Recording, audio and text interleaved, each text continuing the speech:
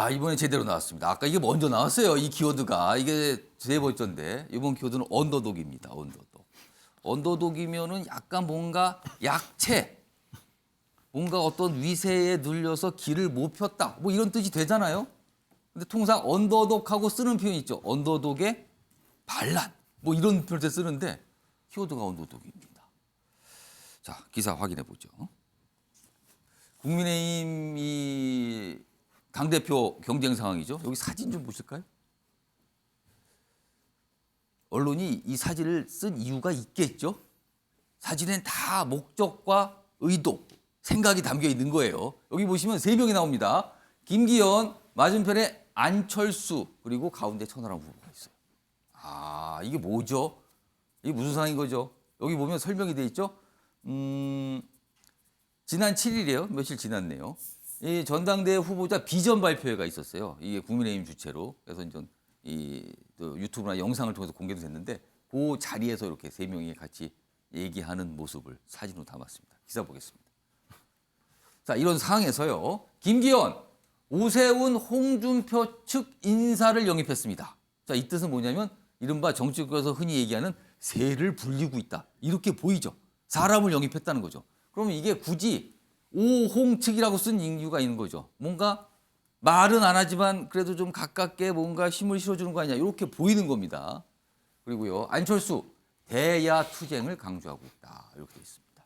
어제는 두 후보가 뭐 이렇게 도드라지게 뭐 다투거나 그러지는 않았어요. 아래로 가겠습니다.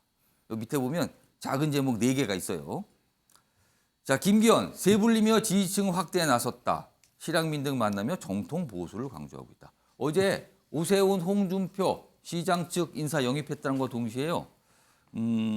후원회장도 바뀌었어요. 새로운 후원회장을 영입한 셈이거든요. 근데 그 새로운 후원회장이요. 대선 때 윤석열 대통령 당시 대선 후보의 후원회장을 하셨던 분입니다. 요것도 의미심장합니다, 지금요. 그래서 세를 불리는 모습이다. 이렇게 평가받고 있고요. 아래로 다시 갑니다. 자, 안철수 후보는요. 정체성 논란, 정체성 뭐 의문제기 이런 얘기를 좀 들었잖아요. 그러자 선명하게 정체성을 드러냈는데 이상민 탄핵은 야당의 정치적 쿠데타다. 이렇게 얘기합니다. 아마 일부러라도 강조한 것 같기도 하죠. 뭐 이런 상황입니다. 이런 가운데요. 어제 대통령실 인사 국회에 좀 방문했는데요. 안철수 후보와 관련해서 얘기한 게 있습니다. 들어보시죠. 대통령 안철수 의원이 윤한연대, 윤핵관 이런 표현 안 쓰겠다고 하셨는데 대통령실에서는 앞으로 어떻게? 제가 일요일 날 국회에 와서 그런 이야기를 한 것은 더 이상 후보들이 대통령이나 대통령 비서실을 의도적으로 끌어들이는 일이 없었으면 좋겠다라는 뜻으로 이야기를 한 거고 후보들이 그걸 아시고 그렇게 하신다면 저희들도 전혀 거기에 대해서 말할 생각이 없습니다. 일단 뭐 윤한연대, 뭐 윤심이 어디 있다, 뭐 윤핵관이 어쨌다. 이건 좀 약간 좀 잠잠해진 것 같죠. 뭐 대통령실이 뭐 강하게 뭐 불만 제기했고요. 안철수 후보가 알겠다, 안 쓴다, 뭐 이렇게까지 했잖아요. 그래서 조금 좀 잦아든 것 같고요. 이런 가운데요. 다음 기사 보겠습니다. 출마 닷새 만에 3위를 기록한 천하람 후보 당대표직으로 도전하고 있죠. 닷새 만에 3위. 전당대회 캐스팅 보트로 급부상했다. 이 뜻은 뭐냐면 1등이나 2등까지 해서 결선까지는 아닌 것 같지만 그래도 엄청난 역할은 할 것 같다. 이거죠, 지금. 지지층, 국민의힘 지지층 여론조사에서 10.9%를 기록한 게 나왔습니다. 일반 국민, 전체 국민이죠. 그 여기는 저 야당 지지자도 포함된 건데 여기서는 2위까지 올라가는 것도 있었어요. 뭔가 혁신을 자꾸 얘기하고 있죠. 당 개혁 원하는이 많다는 것이다. 이런 반응을 천하람 후보가 또 보였습니다. 자, 그럼요. 이와 관련해서요. 천하람 후보의 이야기 확인해 보겠습니다. 여기에다가 오세훈, 뭐 홍준표, 한동훈 정도 더 하면은 제가 봤을 때는 국민의힘의 다음번 대선 7용 정도 됩니다. 네네네. 근데 여기 있는 이 7용 중에 지금 한 4명, 5명 정도가 거의 뭐 이번 전당대회를 거치면서 날아가게 되는 그런 국면이거든요. 아니 이렇게 하면은 우리 차 떼고 포 떼고 하면은 정치는 누구랑 합니까? 윤핵관들 대선 출마시킬 겁니까?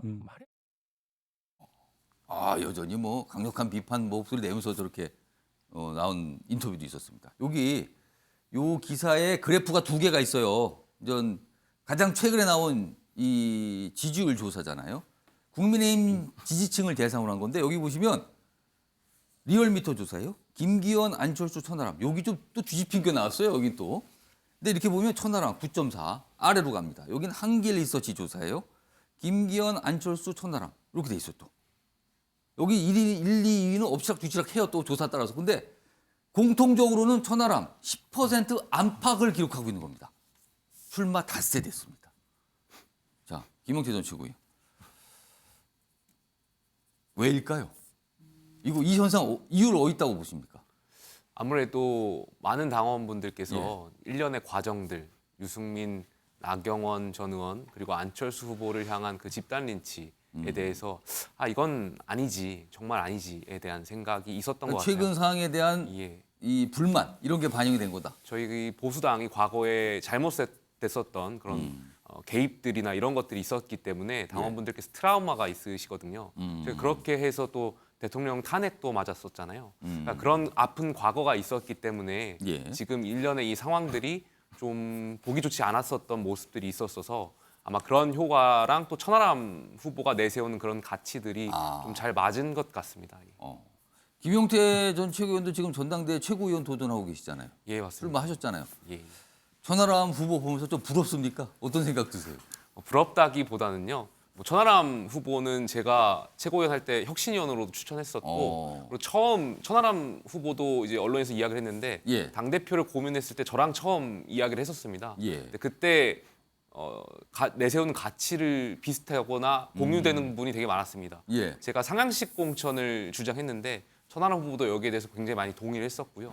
상향식 공천이 바꿔 말하면 예. 국민들께 쉽게 설명드리면 예를 들면 대통령실에서 다음 총선에서 그래서도 안 되지만 만약에 예를 들면 예. 대통령실에서 검사 출신 30명을 공천시켜달라는 영향력이 있었을 때 과연 당대표가 되면 어떻게 할 것이냐. 예. 그런데 천하람 후보는 저랑 같이 생각이 경선시키겠다 혹은 어떤 당의 일정한 제도를 통해서 공천 과정을 거치겠다라고 말씀하셨고요. 했고요.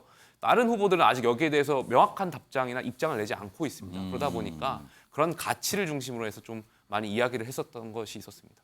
김용태 전 최고위원도 얼마 전에 이제 천하람 후보와 같은 자리에서 목소리 내고 그러는데 그러니까 당대표 후보예요. 그리고 김용태 전 최고위원은 이제 최고위원 후보고 뭐 같이 연대라든가 뭐 이런 상황입니까? 지금 어떻게 하고 계십니까? 연대라고 직접 말씀드리기보다 아까 조금 전에 말씀드렸듯이 생각하는 가치라든지 보수 정권이 어떻게 보수당이 어떻게 바뀌어야 되는지 저희가 생각하는 보수의 가치가 좀 동의되는 부분이 있기 때문에 그 부분을 목소리를 내다 보니까 이렇게 된 것 같고요. 다른 후보분들도 저는 저희가 내세우는 상향식 공천이라든지 예를 들면은 저희가 당협위원장 직선제를 하겠다, 대통령 공천 불개입을 하겠다 이러한 부분에 있어서 동의가 된다면 저는 다른 후보들하고도 낮은 연대가 가능하다고 생각됩니다. 뭐 천하람 후보가 아침엔 매일경제에 자주 출연하셨거든요. 근데 지금 보면 지지율이 출마한다고 며칠 되지도 않았는데 꽤 높게 나와서 지금 언론이 많은 언론이 주목을 하고 있어요. 이게 무슨 현상일까? 그리고 어떤 영향을 줄까? 뭐 이런 겁니다, 지금요. 자, 다음 기사 좀 보죠. 관심사는 또 이겁니다. 천하람 지지율 10% 육박. 자, 김기현, 안철수 서로 4개 유리하다. 이게 동시에 유리할 수는 없는데 서로 유리하다고 주장을 하는 거죠. 그럼 근거가 있을 거예요. 자, 김기현 측 중도표 그리고 비윤계표가 갈라진다. 그래서 4개 유리하다. 분산된다. 안철수 측 결선 투표 때 표심 결집 기대. 그러니까 만약에 본인이 결선에 올라가서 2등 안에 들어서 올라가면 천하람 후보 표가 나의 4개 온다. 이 뜻이 되는 거군요, 지금요. 이걸 어떻게 봐야 될까? 이런 가운데 황교안 후보도 7%, 뭐 4위 정도 기록하는 요새 지지율 조사가 나오죠. 여기는 좀 강성 우파층이 지지한다. 이렇게 좀 분석을 해놨습니다. 자, 김철원 전 연구위원께 서로 4개 유리해요. 각각의 근거는 됐습니다. 자, 어떻게 영향을 줄까? 어떻게 판단하십니까? 일단 뭐 천하람 후보부터 먼저 평가를 하면요. 일단 천하람 후보가 대구 출신입니다. 예. 근데 본인이 이제 전남 순천에 출마하면서 예. 지역주의를 한번 극복해 보겠다가 하는 그런 정치 그쪽에 지금 목표도 도전한다고 계속 가 있죠, 거기에. 정치 목표도 분명하고 또 지금 당내 벌어지고 있는 상황 중에서도 윤핵관에 대해서 어떤 간신배라는 표현을 아주 직접적으로 할 만큼 아주 용기 있는 어떤 그런 좀 청년 정치인이기 굉장히 때문에 강하게 비판을 하고 있어요. 지금. 그래서 국민의힘이 앞으로 굉장히 좀 생명이 있는 정당이다. 그리고 저런 분들이 앞으로 변화의 불씨가 될 수 있고 씨앗이 될 수 있겠다는 이런 좀 생각을 하고요. 예. 지금 천하람 후보가 굉장히 좀 중요한 변수가 되고 있는데 사실 이번 경선에서 좀 더 중요한 변수가 바뀌었습니다. 왜냐하면 어제 이제 탄핵이 이제 장관 탄핵이 일어나게 되면서 전체적인 우리 이 국민의힘 전당대회 이제 판도를 바꾸게 될 가능성이 높아지는데 예. 왜냐하면 그 동안에는 우리가 국민의힘 지지층만 상대로 해서 어느 후보가 앞선이 뒤선이 이랬는데 사실 오늘하고 내일 이제 예비 후보 이제 본 경선에 나설 그렇죠. 이제 후보들 예비 경선입니다. 그래서 이게 이제 컷오프입니다. 당원들 실질적으로 예. 당원들 대상으로 하는 게 되거든요. 당원 여론조사입니다. 지금. 그렇습니다. 그런데 어제 이제 그 이상민 장관에 대한 탄핵을 보면서 당원들의 마음이 굉장히 착잡했을 거예요. 그래서 이거는 야당에 의한 대통령 흔들기다. 그 위기감을 느낄 위기감 수도 느끼게 있다. 됩니다. 그러면 오. 이제는 거기 대통령을 지키자, 뭉치자고 해버리면 아. 여기에는 친윤도 없고 비윤도 없고 아. 다 한 몸이 됩니다. 그래서 예. 제가 볼 때 어제 그 탄핵이 굉장히 중요한 경선의 판도에 어제 그게 새로운 변수로 등장하는 그렇습니다. 거네요. 그래서 아마 오늘하고 내일 당원 이 여론조사를 돌려보면 예. 제가 볼 때 김기현 후보가 상당히 조금 뭐 친윤 후보로 분류되고 있기 때문에 상당히 좀 유리하고 오히려 거꾸로 1, 2위를 다툰 것으로 보였던 안철수 후보하고 격차가 나고 안철수 후보하고 차라리 천하람 후보가 2위, 3위 어떤 뭐 이렇게 뭐 비교를 할 수도 조금 있다. 시간이 가면 그럴 수도 있다. 그렇습니다. 그래서 아마 오늘 내일에 아마 여론조사 경선 결과가 나오게 될 텐데 예. 통상 보면 그런 예비 경선했던 그 결과가 발표되지 않게 돼 있는데 예. 또 공공연히 알려지게 되는 부분이 있었거든요. 그래서 아마 그 결과를 좀 보면서 좀 지켜봐야 될 것 같습니다.